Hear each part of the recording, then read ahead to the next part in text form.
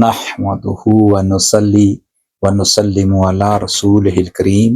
اما بعد فاعوذ باللہ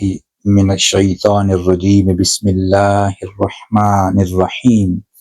قال سبحانہ وتعالی وَاعْلَمُوا أَنَّمَا غَنِمْتُم مِّن شَيْءٍ فَإِنَّ لِلَّهِ خُمُسَهُ وَلِلرَّسُولِ وَلِذِي الْقُرْبَى وَالْيَتَامَى وَالْمَسَاكِينِ وَابْنِ السَّبِيلِ إِن كُنتُمْ آمَنتُم بِاللَّهِ وَمَا أَنزَلْنَا عَلَىٰ عَبْدِنَا يَوْمَ الْفُرْقَانِ يَوْمَ الْتَقَى الْجَمْعَانِ وَاللَّهُ عَلَىٰ كُلِّ شَيْءٍ قَدِيرٌ صدق اللہ العظیم۔ سامعین محترم، ناظرین محترم، میرے بزرگوں، بھائیوں، دوستوں، عزیز بچوں، میری مائیں، بہنیں، عزیز بیٹیاں، السلام علیکم ورحمۃ اللہ وبرکاتہ۔ بحمد تعالیٰ آپ اس وقت خلاصہ قرآن 2024 سماعت فرما رہے ہیں اور دیکھ رہے ہیں۔ اللہ سبحانہ و تعالیٰ کا خصوصی فضل و کرم ہے ناظرین محترم کہ اللہ تعالیٰ نے ہم کو یہ توفیق دی ہے، ہم سب کو، کہ اللہ تعالیٰ کی پاک کلام کو سنیں، سنائیں اور پھر اس پر عمل کرنے کی توفیق کی دعا کریں۔ اللہ سبحانہ و تعالیٰ ہماری دعاؤں کو مستجاب فرمائے۔ اللہ سبحانہ و تعالیٰ ہمارے باجداد بزرگ مومن مومنات جو اس دنیا سے چلے جا چکے ہیں، اللہ تعالیٰ ان سب کی مغفرت عطا فرمائے۔ اللہ سبحانہ و تعالیٰ ہمارا شمار ان پیاروں میں کرے جن پیاروں نے اللہ کے رسول صلی اللہ علیہ وسلم کی اتباع کی، آپ علیہ الصلوۃ والسلام کے دین کے ساتھ وفاداری کی، آپ علیہ الصلوۃ والسلام کے مشن کو جاری رکھنے میں اپنی ہمت ہر لحاظ سے کوشش کی اور کرتے رہیں گے۔ اللہ تعالیٰ ہم سب کو ان پیاروں میں شامل فرمائے، آمین یا رب العالمین۔ ناظرین محترم، لاسٹ کا جو ایپیسوڈ تھا وہ پارہ نمبر 9 کے مضامین پر مشتمل تھا، جس میں سورہ اعراف کا آخری حصہ اور سورہ انفال کا جو پہلا حصہ تھا، جس میں حضرت شعیب علیہ الصلوۃ والسلام کی قوم کی نافرمانی کا ذکر تھا اور ان کو نیست و نابود جو ہوئے ان کا ذکر تھا۔ وہ بستی تباہ ہوگی، اس بستی کا نام و نشان نہیں رہا۔ یہاں عبرت دکھائی جا رہی ہے کہ انسان جو اس طرح اللہ کے دین کے ساتھ، اللہ کی قدرت کے ساتھ، اللہ کی حاکمیت، اللہ کے رسول صلی اللہ علیہ وسلم کے دین کے ساتھ بغاوت کرے گا، جھٹلائے گا اور ظلم اور فساد برپا کرے گا، اس زمین میں، اس ارض میں اللہ تعالیٰ کی طرف سے اس کا عذاب آ سکتا ہے۔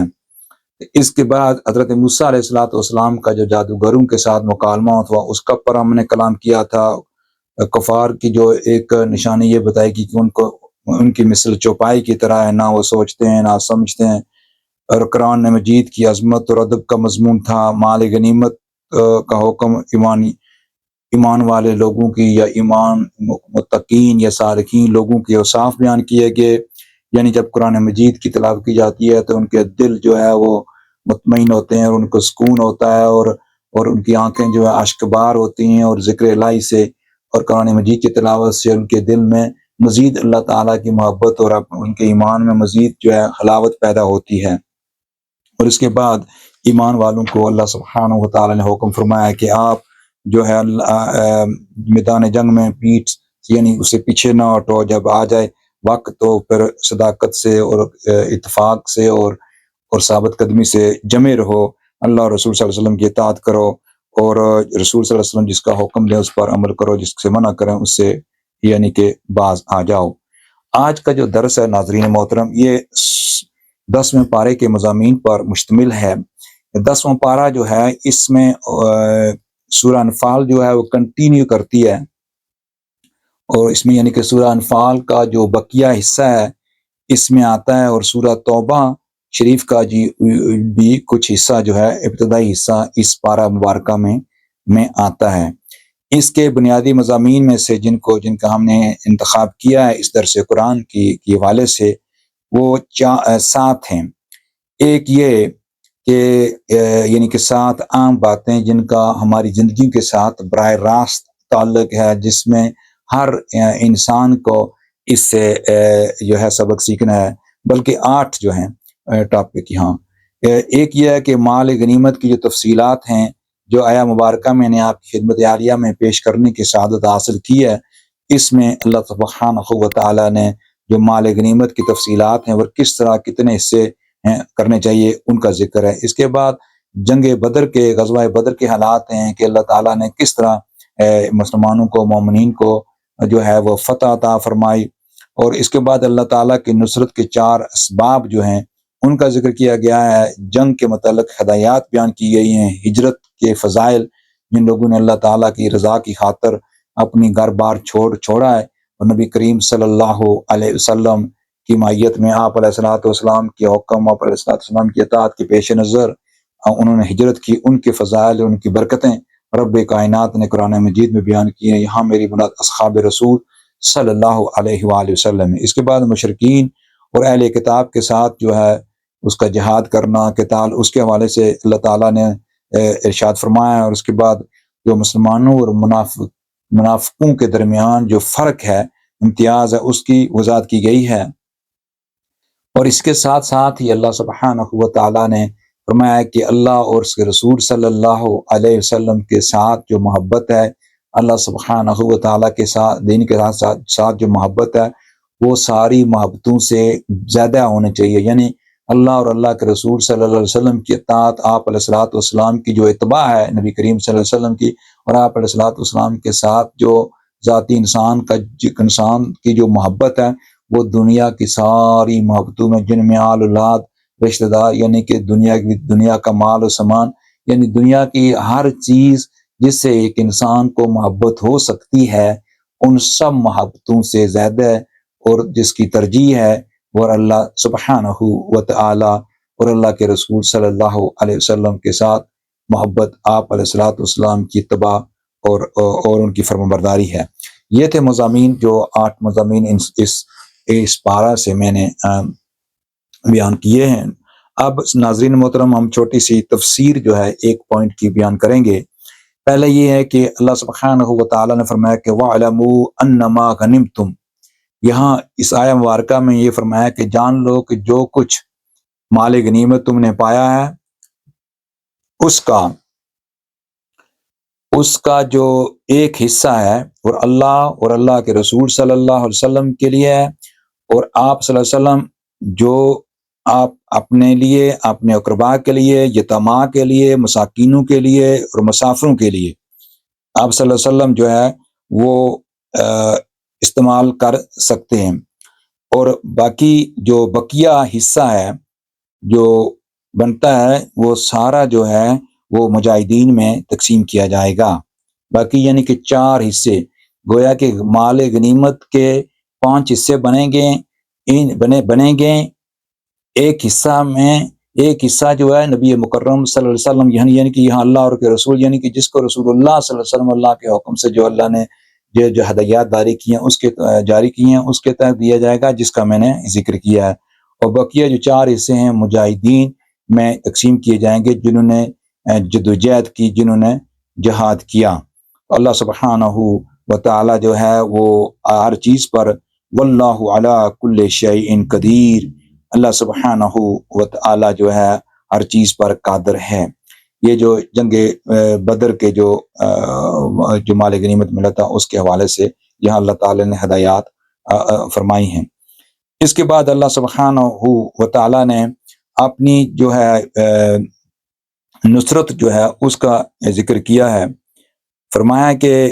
یہ اللہ تبارک و تعالی نے غزوہ بدر میں یہاں جو ایک اللہ کی قدرت کی نشانیوں میں سے ایک نشانی یہاں اس کی وضاحت ہوتی ہے، یا حبیب مکرم صلی اللہ علیہ وسلم وہ واقعہ یاد دلائیے کہ جب آپ کو اللہ نے اور آپ کے خواب میں، جب آپ کو اللہ نے آپ کے خواب میں ان کافروں کے لشکر کو تھوڑا کر کے یہاں اصحاب رسول صلی اللہ علیہ وسلم کے لیے فرمایا جا رہا ہے کہ اللہ تعالیٰ نے ایسی، اس آیہ مبارکہ کا مفہوم یہ ہے کہ جو لوگ کفار تھے ان کی نظر میں اللہ تعالیٰ نے مسلمانوں کی تعداد زیادہ دکھائی ہے، ان کے امیجنیشن میں، ان کی نظر میں ان کو یہ نظر آیا، تو فرمایا ہے کہ اس کے بعد مسلمانوں کے لیے اللہ تعالیٰ کا جو فضل ہوا وہ کیا ہے کہ کافروں کو مسلمانوں کے لیے تھوڑا کر کے دکھایا، تاکہ جو مسلمان ہیں ان کے جو حوصلے ہیں مزید جو ہے بلند ہوں۔ اس کے ساتھ ساتھ اسی پیسج میں اللہ تعالیٰ نے فرمایا کہ شیطان جو ہے مشرکین کو دلاسے اور تسلیاں دیتا رہا، اب میں مدد کروں گا، لیکن وقت آنے سے وہ یعنی کہ ہٹ گیا اور بھاگ گیا، اس نے یعنی کہ مدد نہیں کی۔ تو لہٰذا اللہ سبحانہ و تعالیٰ نے آسمانوں سے فرشتوں کا نزول ہوا، اور فرشتوں کی مدد سے اللہ سبحانہ و تعالیٰ نے مومنین کو اللہ کے پیارے رسول صلی اللہ علیہ وآلہ وسلم کے پیارے اصحاب کو، آپ کی جو پوری جڑی جو آرمی تھی یا جو فوج تھی کہہ لیجئے گا، وہ جو ہے وہ ان کو فتح ہوئی، اور وہ غالب آ گئے جن لوگوں نے دین کو ٹھکرایا اور جٹلایا اور اللہ کے رسول صلی اللہ علیہ وسلم کے مشن کو ڈیمیج کرنے کی اور آپ اور آپ کے اصحاب کو تکلیف دینے کی کوشش کی تھی۔ تو گویا کہ یہ اللہ سبحانہ و تعالیٰ کا خصوصی فضل ہوا، اور یہ مسلمانوں اور غیر مسلمانوں کے درمیان جو ہے یہ پہلی جنگ تھی، اور پہلی یعنی کہ اسلام میں پہلی جنگ تھی۔ یہاں اس کا ذکر کیا جا رہا ہے، اور بطور خاص اس کا نقطہ جو نصیحت کے لیے وہ یہ ہے کہ اللہ تعالیٰ کی ذات جسے چاہے مدد کرے، اللہ تعالیٰ کی مدد اور نصرت جب ملتی ہے تو پھر اس کے سامنے کوئی طاقت جو ہے وہ طاقتور نہیں ہو سکتی، وہ آپ کو شکست نہیں دے سکتی۔ تو اللہ سبحانہ و تعالیٰ نے یہاں یہ سبق بھی بتایا ہے کہ ثابت قدمی سے، ہمت سے، جس چیز پر سچ جس پر آ جائے تو پھر وہاں ثابت قدم رہو، اور ثابت قدمی اور نیک نیتی کی بنا پر اللہ تعالیٰ تمہیں فتح دے گا، اور اللہ تمہارے لیے جو کچھ بھی ہوگا وہ تمہاری بہتری کے لیے ہوگا۔ اور اس کے بعد اللہ سبحانہ و تعالیٰ نے جو کفار کی جو حالت ہے، جن لوگوں نے دین کو جھٹلایا، قرآن مجید کی آیات کو جھٹلایا، ان کے بارے میں رب ذوالجلال نے فرمایا کہ ان کافروں کا حال بھی قوم فرعون اور ان کے پہلے لوگوں کی مانند ہے کہ انہوں نے اللہ کی آیات کو ٹھکرایا اور انکار کیا تھا۔ سو اللہ سبحانہ و تعالیٰ نے ان کے گناہوں کے باعث، یعنی ان کے زمین میں فساد، اگر انفرادی طور پر گناہ کرتے تو پھر ڈیفرنٹ میٹر تھا، لیکن انہوں نے اجتماعی طور پر زمین پر، ارض پر فساد برپایا، بے ہودگیاں کی، اور اس طرح کی ان کی جو برائیاں تھیں، اور اس کی وجہ سے ان لوگوں پر عذاب آیا، جس کا ذکر ہم ایسے جیسے خلاصہ قرآن کر رہے ہیں ہم پڑھتے جائیں گے، قوم نوح ہو یا قوم ثمود ہو۔ الغرض یہاں اللہ تعالیٰ نے فرمایا کہ ان لوگوں کا حال جو ہے ان فرعون اور ان جیسے لوگوں یا ان سے پہلے لوگوں جیسے ہے، یعنی ان لوگوں نے ٹھکرایا، جٹلایا اور بغاوت کی اور سرکشی کی اور ظلم اور فساد برپا کیا۔ اسی طرح یہ لوگ جو ہے مشرکین اور منکرین توحید، انہوں نے نبی کریم صلی اللہ علیہ وسلم کے مشن کو اور اسلام کو نقصان پہنچانے کی کوشش کی، اور اسلام کو صفائے ہستی سے مٹانے کے لیے انہوں نے بدر کے مقام پر آپ اور آپ کے اصحاب پر یعنی حملہ کیا۔ مطلب یہ ہے کہ ان لوگوں کا یہ پروگرام تھا کہ وہ زیادہ کثیر تعداد میں تھے، تو اس وقت مسلمانوں کی تعداد کم تھی، تو آپ علیہ الصلوۃ والسلام، اللہ تعالیٰ نے آپ علیہ الصلوۃ والسلام کے مشن کو تقویت اور برکت عطا فرمائی۔ تو گویا کہ اللہ تعالیٰ نے یہاں فرمایا کہ اگر وہ ان لوگوں کو شکست دی اور ان کی طاقت ہونے کے باوجود ان کو جو ہے وہ تکلیف ہوئی، اور فرمایا کہ اسی طرح ہم ان سے پہلے بھی ایسے لوگوں نے جنہوں نے جھٹلایا، ان کو اللہ تعالیٰ کا عذاب ہوا۔ اور اس کے بعد اللہ سبحانہ و تعالیٰ نے یہ ایک مثال دی جا رہی ہے کہ جو آدمی برے کام کرتا ہے اس کا حشر ایسا ہی ہوگا جیسے کہ پہلی قوموں کے ساتھ، جن لوگوں نے ظلم کیا، جن لوگوں نے انبیاء کی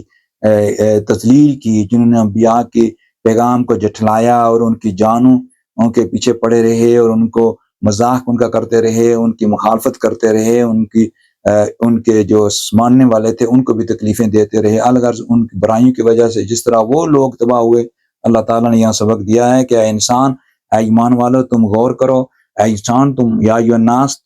تم غور کرو، انفرادی طور پر تم جو کرتے ہو تمہاری یہ آزادی ہے، لیکن جب تم اجتماعی طور پر اس ظلم کی اس حد تک پہنچ جاؤ گے جب تم معاشرے میں نقصان پہنچانے کی کوشش کرو گے، حق کو چھپانے کی کوشش کرو گے، حق کو دبانے کی کوشش کرو گے، تو پھر اللہ سبحانہ و تعالیٰ کی قدرت، اللہ سبحانہ و تعالیٰ کا عذاب جو ہے وہ تجھے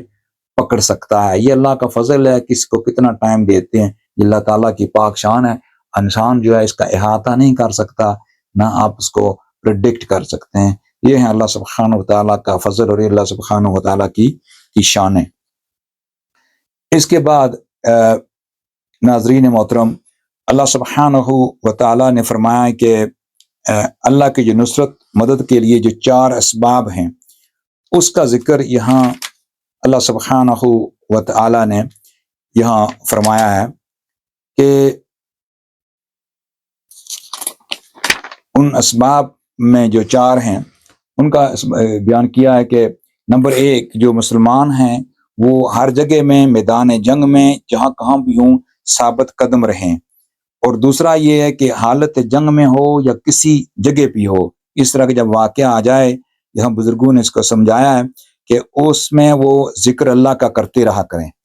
اور اللہ کے ذکر سے یعنی کہ اپنے آپ کو نہ چھوڑیں۔ فرمایا یا ایھا الذین آمنوا اذا لقیتم، تو یہاں اس آیہ پورا مبارکہ کہ یہ ہے کہ اے ایمان والو، جب دشمن کی کسی فوج سے تمہارا مقابلہ ہو تو ثابت قدم رہا کرو اور اللہ کی کثرت سے، اللہ کو کثرت سے یاد کیا کرو۔ وائے کیوں؟ کہ لعلکم تفلحون، کہ تاکہ تم فلاح پا جاؤ، اور اللہ کے رسول صلی اللہ علیہ وسلم کی اطاعت کرو اور آپس میں جھگڑا مت کرو، ورنہ متفرق اور کمزور ہو کر بزدل ہو جاؤ گے، اور تمہارے سامنے جو ہے ان کفار کے سامنے تمہاری طاقت جو ہے کمزور ہو جائے گی۔ تیسرا یہ ہے کہ جب اگر مشکلات آ جائیں دشمن کی طرف سے تو وہاں صبر کیا کرو، اور حالات وہ جب ناگوار ہوں تو صبر کیا کرو اور اللہ سے دعا کیا کرو۔ اور جو اس کا جو اگلا پوائنٹ یہ ہے کہ جب جنگ میں کسی طرح کی جنگ ہو، آپ پر ایک روحانی طرف آپ کو محاذ ہو اور جنگی محاذ ہو، یعنی کہ ہر لحاظ سے آپ کو تیار، اپنے آپ کو تیار رکھنا چاہیے، اور اللہ سبحانہ و تعالیٰ پر توکل کرتے ہوئے بھی ریڈی، یعنی کہ انسان کو، مومن کو اپنی زندگی میں ہر وقت جو ہے اس طرح کے واقعات کے لیے تیار رہنا چاہیے۔ کسی وقت میری جان کی، میرے مال کی، دین محمدی صلی اللہ علیہ وسلم کو ضرورت پڑ سکتی ہے۔ اور اسی طرح جب ہم دیکھتے ہیں جو اپنی انفرادی زندگی پر انسان لگاتا ہے، غور کرتا ہے، تو محلے اور ارد گرد کے جتنے لوگ مظلوم ہوتے ہیں، فقراء، غربا، مساکین، اس میں ہمیں یہ بھی تیار رہنا چاہیے کسی پر کوئی حادثہ آ جاتا ہے تو وہاں اس کی مدد کے لیے جائیں، جیسا کہ ارتھ کویک ہو یا کس طرح کے حادثات ہوں، سیلاب ہوں، وہاں بھی مومن کو تیار رہنا چاہیے کہ کسی وقت بھی کوئی آفت آ سکتی ہے، کوئی مصیبت آ سکتی ہے، کوئی معاملہ بن سکتا ہے، کوئی بھی ہو۔ یہاں میں اس کی تفصیل جو ہے بیان کر رہا ہوں، کوئی بھی ہو، وہاں مومن کو تماشا نہیں دیکھنا چاہیے، مومن کو ریڈی ہونا چاہیے، مومن اپنے آپ کو پھر دور نہیں بھاگے گا، مومن وہ میدان جنگ میں یعنی کہ میدان میں آ کر ان جو ہے بے سہاروں کی مدد کرے گا، ان غربا کی مدد کرے گا، جن لوگوں پر کچھ بھی مصیبتیں ہوں، سیلاب کی وجہ سے بے گھر ہو گئے ہوں، ان کو بھی مومن مدد کرنے کے لیے اپنی جان، مال، عزت، ہر چیز جو کر سکتا ہے وہ، یعنی کہ عزت بامانہ یہ ہے کہ اپنے وقار کو وہ نہیں کہے گا کہ میں بڑا ہوں، یہ چھوٹا ہوں، یہ چھوٹی ہوں، وہ اللہ کی رضا کی خاطر ان بے سہارا لوگوں کو سہارا دیں گے یا دے گی اللہ سبحانہ و تعالیٰ۔ یہ تھے اللہ تبارک و تعالیٰ کے نصرت کے کچھ اسباب جو میں نے اسی سورہ انفال کی آیت نمبر 45 سے لے کر اگلی 46 ان آیات بینات سے میں نے بیان کیے ہیں۔ اس کے بعد سامعین محترم، اللہ سبحانہ و تعالیٰ نے جو ایک اور مضمون یہاں امپورٹنٹ جس کا ہم نے انتخاب کیا ہے وہ ہے ہجرت میں، ہجرت جن لوگوں نے کی ہے۔ یہاں اللہ سبحانہ و تعالیٰ نے ہجرت کے فضائل جو بیان کیے ہیں، وہاں فرمایا ہے کہ ان الذین آمنوا وہاجروا وجاہدوا باموالہم وانفسہم فی سبیل اللہ۔ اس پوری آیہ مبارکہ کا مفہوم ناظرین محترم یہ ہے کہ ان الذین آمنوا، بے شک جو لوگ ایمان لائے، یہاں مومنین کی بطور خاص اصحاب رسول کی، جن لوگوں نے اللہ کے رسول صلی اللہ علیہ وآلہ وسلم کی قیادت میں آپ کی اطاعت کرتے ہوئے ہجرت کی، انہوں نے وطن چھوڑ دیے اور اپنے مالوں اور اپنی جانوں سے، کہ فرمایا کہ وانفسہم فی سبیل اللہ، وہ اپنی جانوں سے اللہ کی راہ میں جہاد کیا، اور جن لوگوں نے مہاجرین کو جگہ دی، والذین، اور جن لوگوں نے مہاجرین کو جگہ دی، یعنی جو مدد کرنے والے ہیں، تو فرمایا ہے کہ وہ مدد کے وہی لوگ ایک دوسرے کے وارث ہیں، اور جو لوگ والذین آمنوا ولم یہاجروا، اور اللہ وارث ہیں، اور جو لوگ ایمان لائے مگر انہوں نے اللہ کے لیے گھر بار نہ چھوڑے، تو تمہیں ان کی دوستی سے کوئی سروکار نہیں یہاں تک کہ وہ ہجرت کریں، اگر وہ دین کے معاملات میں تم سے مدد چاہیں تو تم پر ان کی مدد کرنا واجب ہے، بلکہ اس قوم کے مقابلے میں مدد نہ کرنا کہ تمہارے اور ان کے درمیان صلح و امن کا معاہدہ ہو، اللہ ان کاموں کو جو تم کر رہے ہو خوب جانتا ہے۔ مطلب یہ ہے کہ جن لوگوں نے یہاں جو ہجرت کی ہے اس کے فضائل ہیں کہ اللہ سبحانہ و تعالیٰ نے ایسے پیاروں کے لیے رزق، ان کے لیے ان کے جو پہلے گناہ وہ معاف کر دیے، اور ان کی فضیلتیں اللہ سبحانہ و تعالیٰ نے بیان فرمائی ہیں۔ کہ اس سے ہمیں یہ بھی سبق ملتا ہے کہ ناظرین محترم، جو لوگ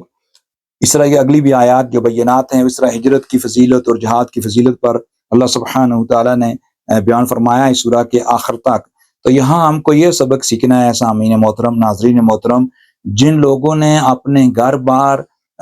رشتہ دار، اولاد سب کچھ چھوڑا ہے اللہ کے رسول صلی اللہ علیہ وسلم کے دین کی سربلندی کے لیے، نصرت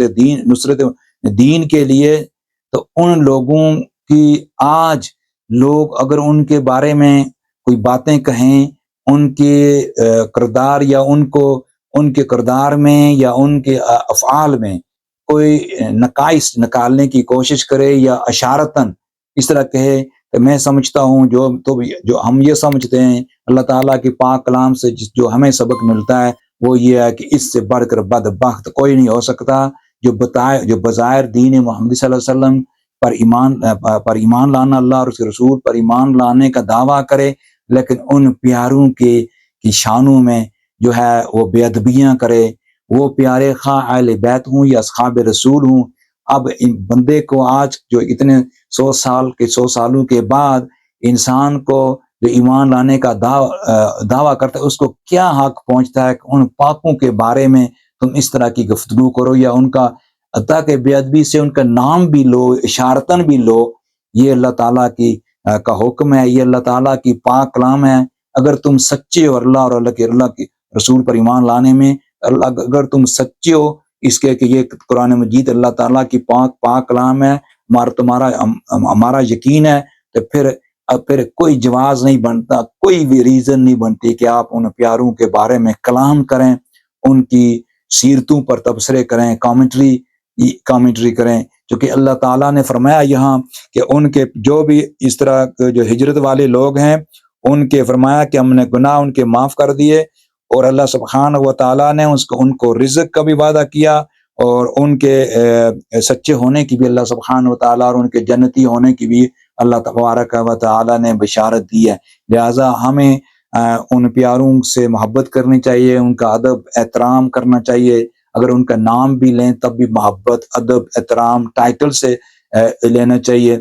تو وگرنہ انسان اسی طرح ایک دوسرے کو نیچا دکھانے کے لیے گروہ بندی میں آ کر انسان جو ہے آج کل جو سوشل میڈیا ہے اتنا آگے بڑھ چکا ہے کہ اللہ سبحانہ و تعالی ہمیں بھی بچنے کی توفیق عطا فرمائے، اور ہم سب کو اس سے بچنے کی توفیق عطا فرمائے۔ یہ ہیں شیطان کے طریقے، یہی ہے شیطان کا حربہ کہ یہ جو مومن ہیں اللہ سبحانہ و تعالیٰ نے تبھی فرمایا کہ تم اتفاق آپس میں متفرق نہ ہو، اپنی قوت کو تقسیم نہ کرو اور آپس میں جڑ جاؤ۔ تو جہاں تک علمی اختلاف کا تعلق ہے وہ بھی طریقہ اللہ سبحانہ و تعالیٰ نے سورہ آل عمران میں بتا دیا ہے کہ جس چیز پر آپ کا اشتراک ہے، اگرچہ وہ آیا مبارکہ جو ہے نبی کریم صلی اللہ علیہ وسلم کو حکم دیا گیا تھا کہ اہل کتاب سے اس طرح مکالمہ کرو، مباحثہ کرو، مکالمہ کرو، مفاہمہ کرو، لیکن اس کا جو پرنسپل ہے، اس کا جو اصول ہے، وہ ایمان والے جو علم والے لوگ ہیں، جو علمی اختلاف رکھتے ہیں، ان کے لیے یہ اس میں سبق ہے کہ آپ جس چیزوں پر اشتراک ہے ان پر گفتگو کریں، اور جن چیزوں پر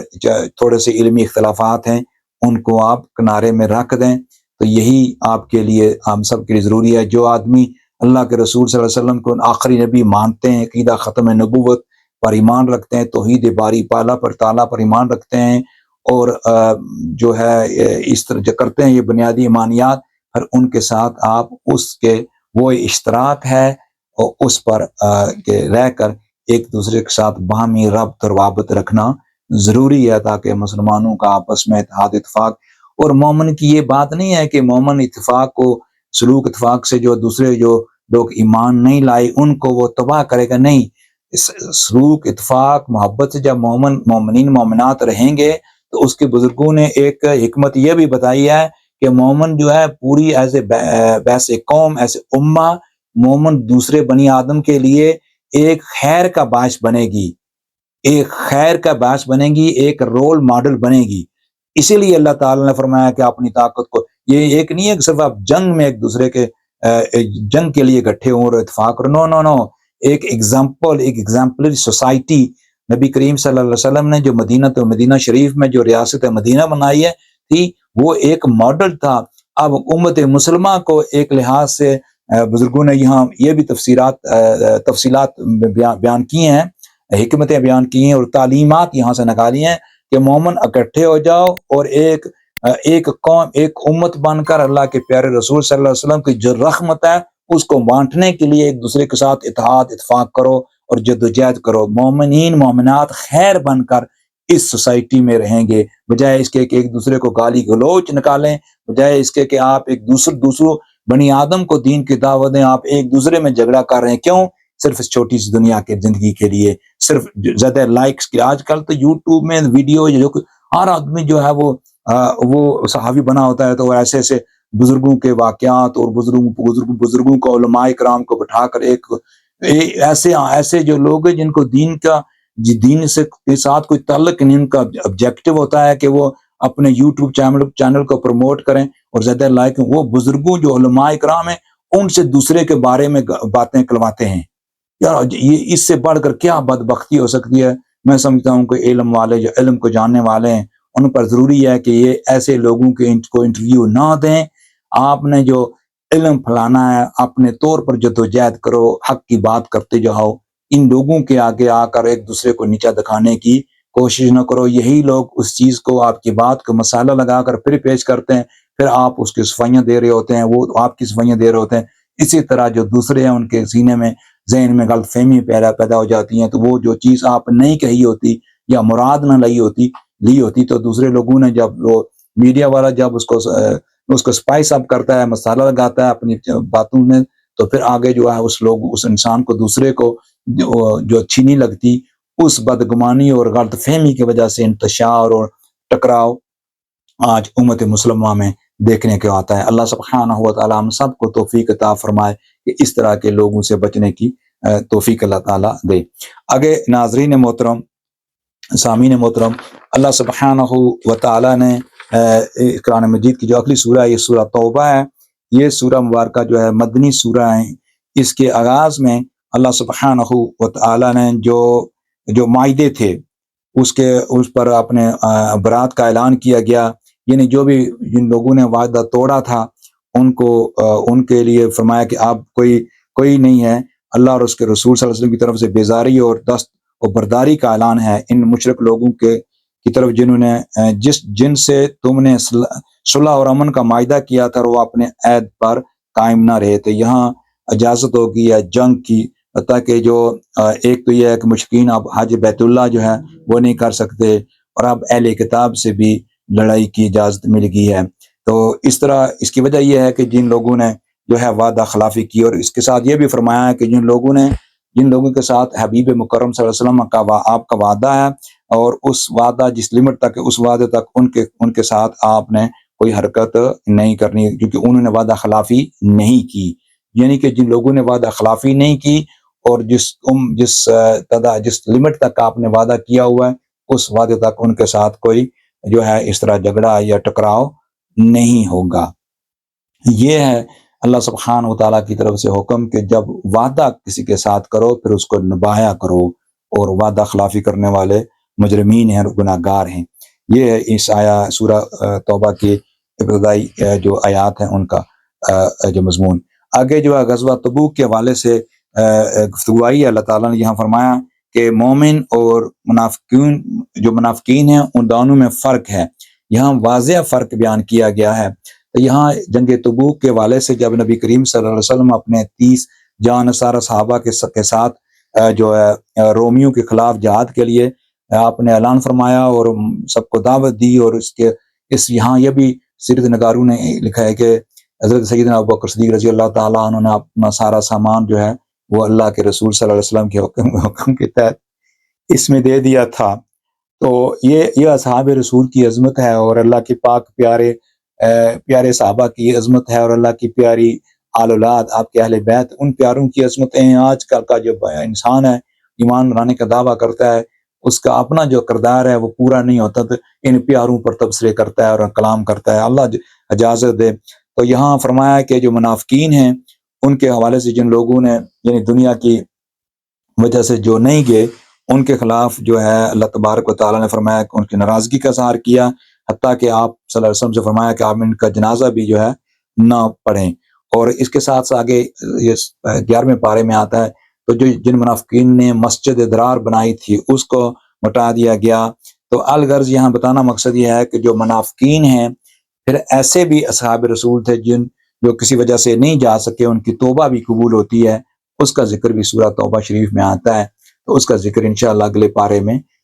تفصیل کے ساتھ آئے گا۔ گویا کہ جو انسان کسی وجہ سے نہیں جا سکتا،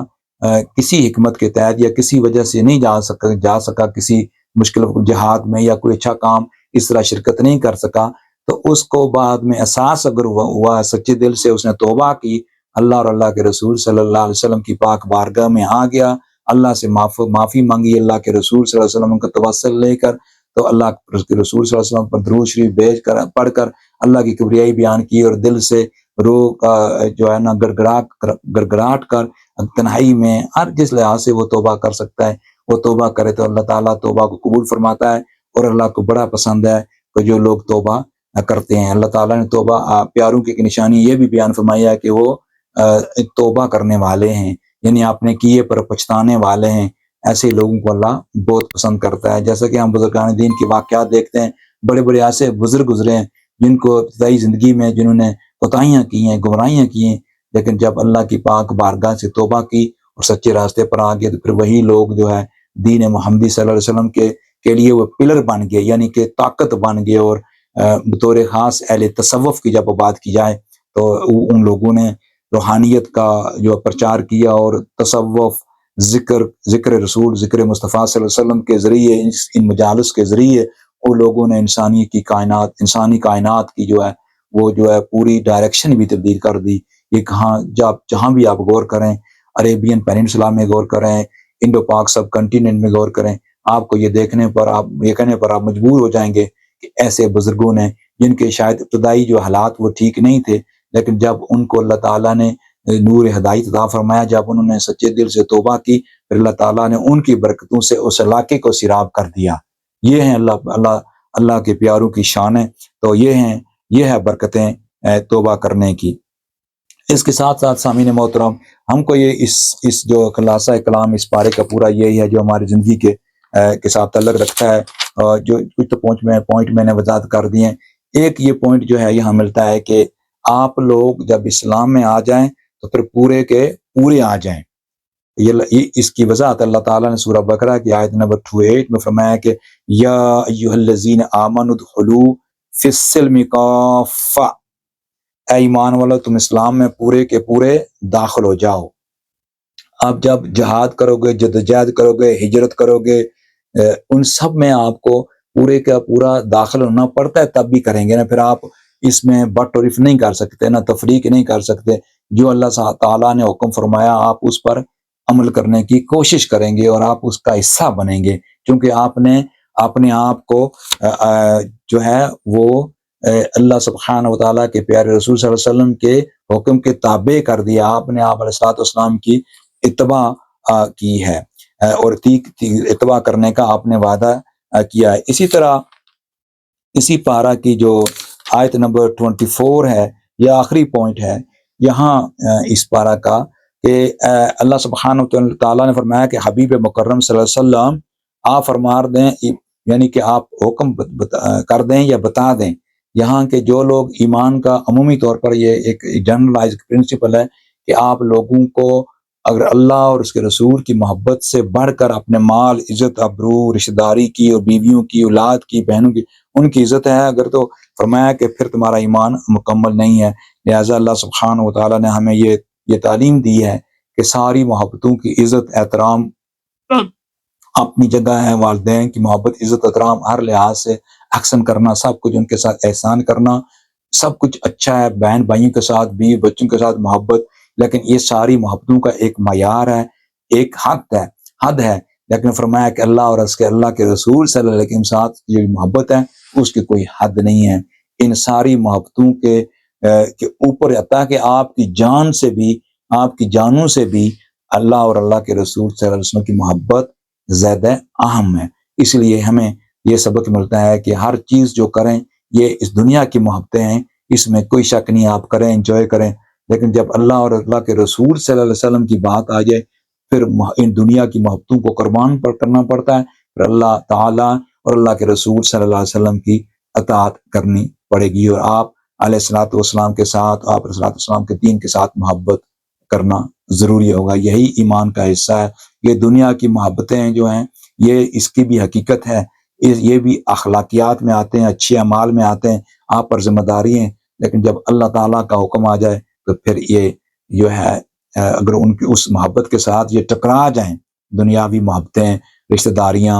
تو پھر اس ٹکراؤ میں آپ نے اللہ تعالیٰ کے حکم کا ساتھ دینا ہے۔ اللہ سبحانہ و تعالیٰ ناظرین محترم اس پر عمل کرنے کی توفیق عطا فرمائے، اور تحریک جمال القرآن اور آپ سب جو سننے والے لوگ ہیں جن نے سنا اور واچ کیا، اللہ آپ کا سننا قبول فرمائے، اللہ ہمارے مشن میں مزید برکتیں عطا فرمائے، اللہ ہمیں بہتر سے بہتر انداز سے دین محمدی صلی اللہ علیہ وسلم اور بطور خاص قرآن مجید کی تعلیمات کو عام کرنے کی توفیق عطا فرمائے۔ یہی کام اللہ تعالیٰ کا جو حکم ہے، یہی کام ہمارے کام آئے گا اس دنیا سے۔ سامعین محترم، ناظرین محترم، ہم نے چلے جانا ہے، لیکن اللہ تعالیٰ کی پاک کلام جس زبان سے نکلتی رہی ہے اس دنیا میں، جو کان اللہ تعالیٰ کی پاک کلام کو سنتے رہے ہیں، جو آنکھیں قرآن مجید کے آیات کو دیکھتے رہے ہیں، بار بار پڑھنے کی کوشش کرتے رہے ہیں، ان آنکھوں کو جو نور ملے گا، وہ جو کان ہیں ان کا سننا اتنی برکتیں ہوں گی کہ انسان جو اخروی زندگی میں پھر وہ اس کے لیے وہ یہ خوشبو بن کر آئے گی اور اس کے لیے یہ تحفے بن کر آئیں گے۔ اللہ سبحانہ و تعالیٰ ہمیں عمل کرنے کی توفیق عطا فرمائے۔ ناظرین محترم، ہمارے پروگرام کا وقت جو اقسام کو پہنچتا ہے،